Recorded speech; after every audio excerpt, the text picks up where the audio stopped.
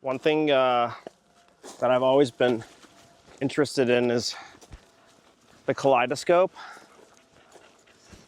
which you describe as India, basically. Yeah.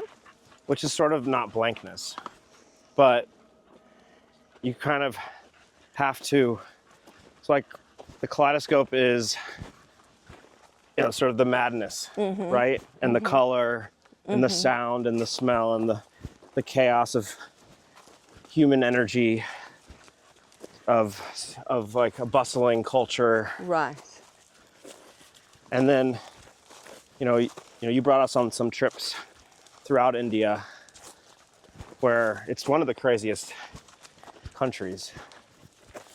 And then using it as sort of inspiration for creativity, right? Yep. You have to go in. But then when you would tell us, like, when we go home, we can dip into it. We can, Well, you have to go into the kaleidoscope to kind of inform or inspire or like discover our right? creativity. Yeah. Are you talking about creativity specifically? I am. Yeah, so the thing is that Yeats, the poet, talked about dialectical tension, which is the tension of opposites. And the tension of opposites creates the dynamism inside of which creativity finds its best expression. And so India is super dialectical. So in other words, you'll see a leper on the side of the road, and then you'll go into a brocade shop and you'll see complete beauty, the beauty of the brocade, but you've also been in the challenge of seeing, like, India spares you nothing. The West hides the difficult stuff. It likes to hide old age, it hides illness. India doesn't hide anything. It's all there, and you have to find your balance inside of all of it.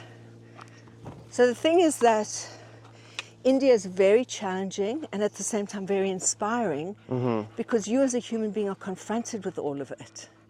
It's the confrontation that's so interesting, as well as India always looks to connect. So the leper would connect with you. The leper wants to connect.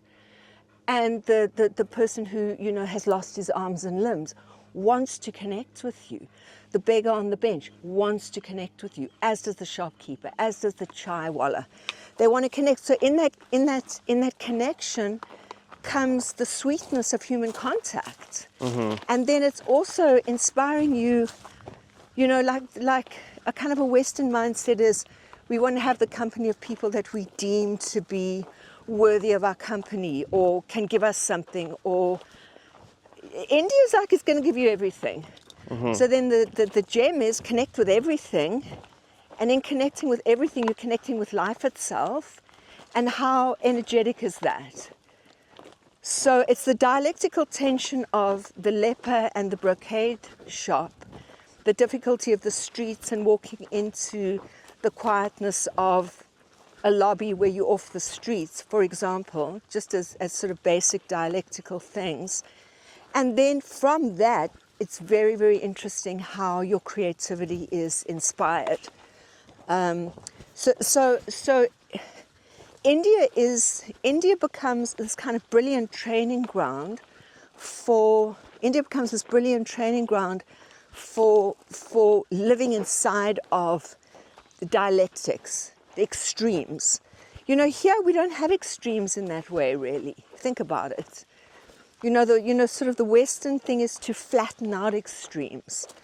The third world doesn't flatten out extremes. Like, for example, in South Africa, where you came with me as well, there's probably about 60% unemployment.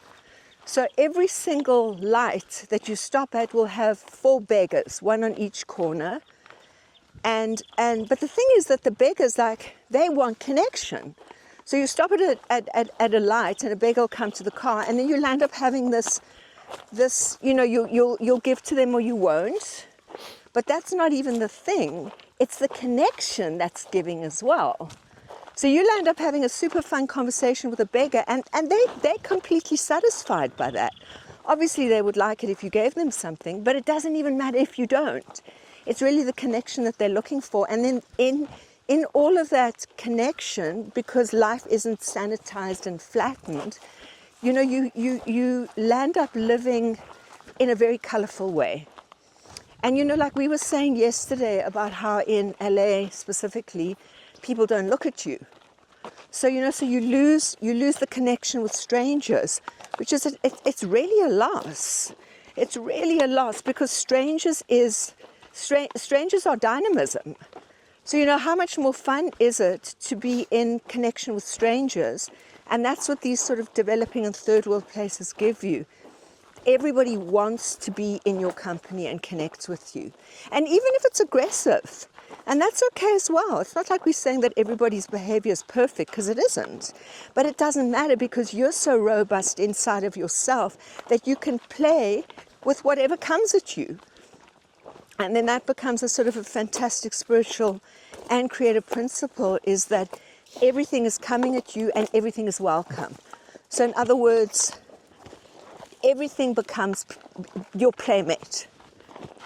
Everything becomes your playmate, and then you create from that and you live from that. So that's why I love the journeys to India and South Africa, because they give you that dynamism, they give you that fun and that color.